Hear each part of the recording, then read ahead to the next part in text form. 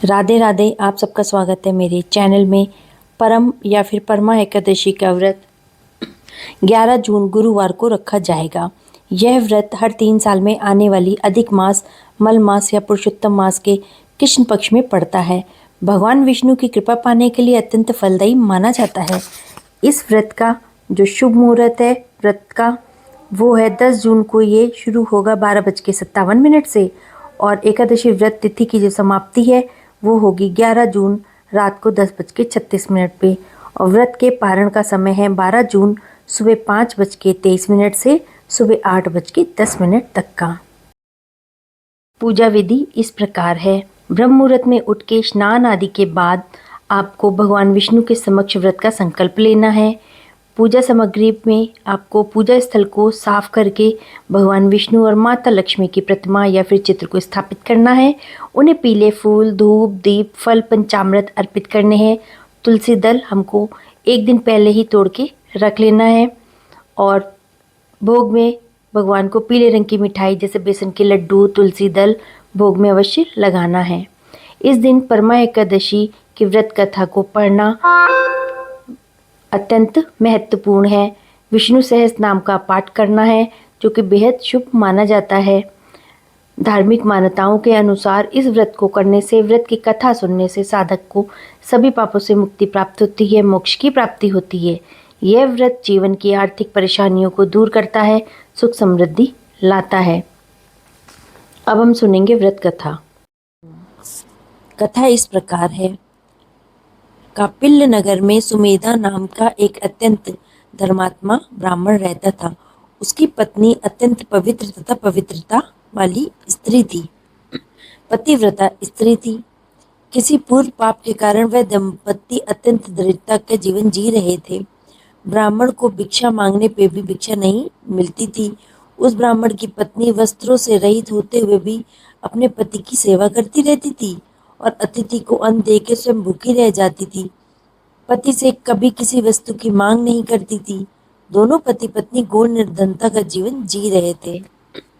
एक दिन ब्राह्मण अपनी स्त्री से बोला कि हे प्रिय, जब मैं धनवानों से धन की याचना करता हूँ तो वे मुझे मना कर देते हैं।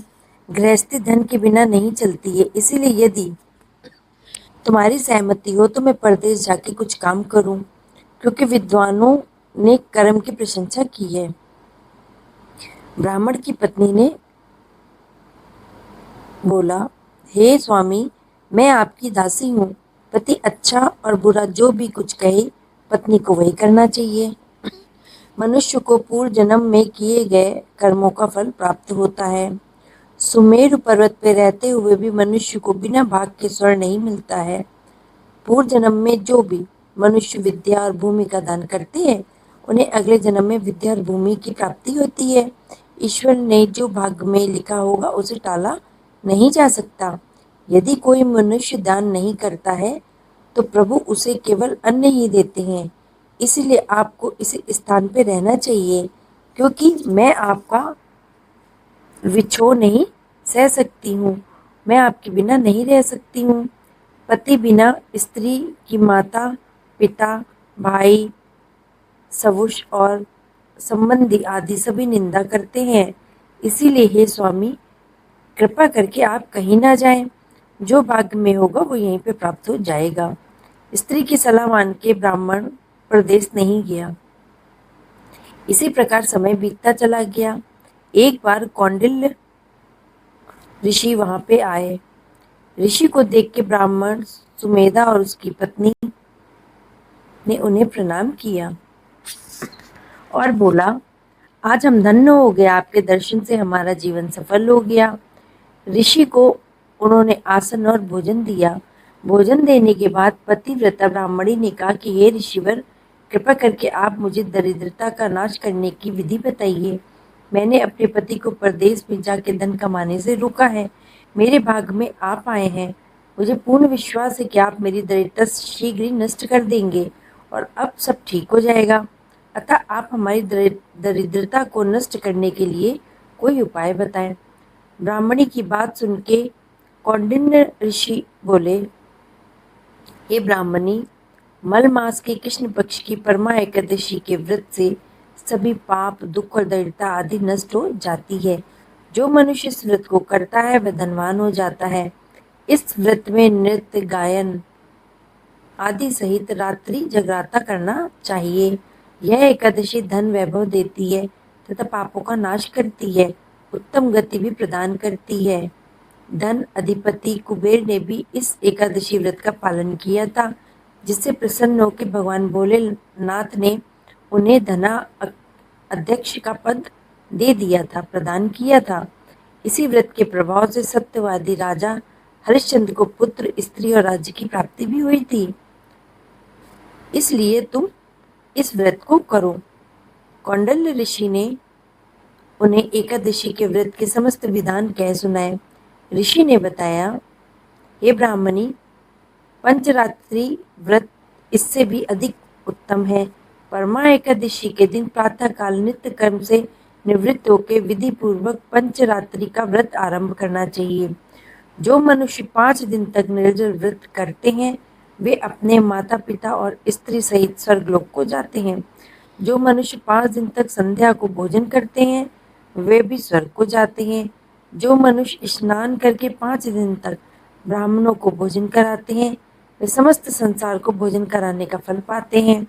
और जो मनुष्य इस व्रत में अश्वदान करते हैं उन्हें तीनों लोकों को दान करने का फल प्राप्त होता है। जो मनुष्य उत्तम ब्राह्मण को तिल दान करते हैं वे तिल की संख्या के बराबर वर्षों तक विष्णु लोक में वास करते हैं। और जो मनुष्य घी का पात्र दान करते हैं वे सूर्य लोक को जाते हैं। जो मनुष्य 5 दिन तक ब्रह्मचर्य पूर्वक रहते हैं वे देवांगनाओं के साथ स्वर्ग को जाते हैं। तो हे ब्राह्मणी, तुम अपने पति के साथ इसी व्रत को धारण करो। इससे तुम्हें अवश्य सिद्धि और अंत में स्वर्ग की प्राप्ति होगी। ऋषि के वचनानुसार ब्राह्मण और उसकी पत्नी ने परमा एकादशी का 5 दिन का व्रत किया। व्रत पूर्ण होने पर ब्राह्मण की स्त्री ने एक राजकुमार को अपने यहाँ आते हुए देखा। राजकुमार ने ब्रह्म जी की प्रेरणा से एक उत्तम घर, जो कि सब वस्तुओं से परिपूर्ण था, उन्हें रहने के लिए दे दिया। तत्पश्चात राजकुमार ने आजीविका के लिए एक गांव दिया।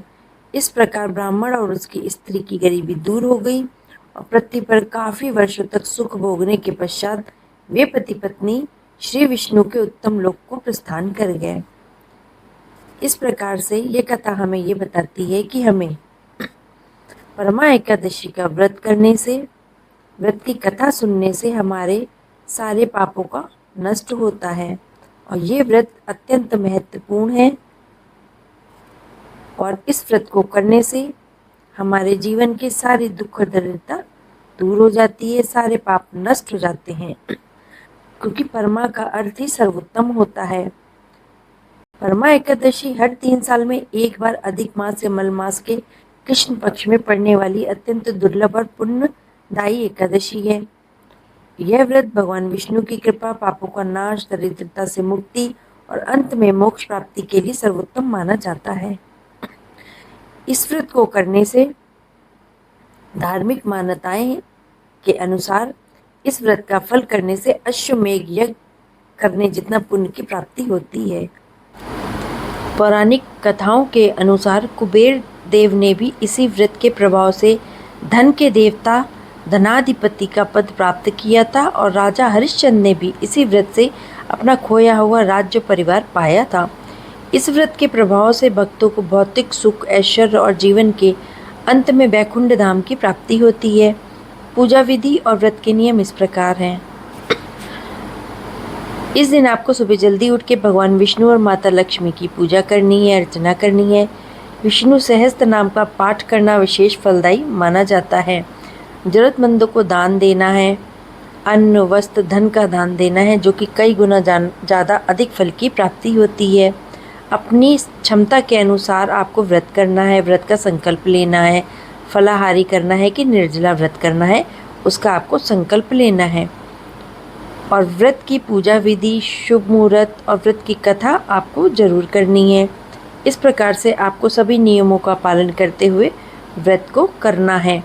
चूँकि अधिक मास के ये 5 दिन बचे होते हैं, तो अधिक मास के 5 दिनों में आपको 5 दिन का व्रत धारण करना है और आपको अपार पुण्य की प्राप्ति करनी है अपने लिए।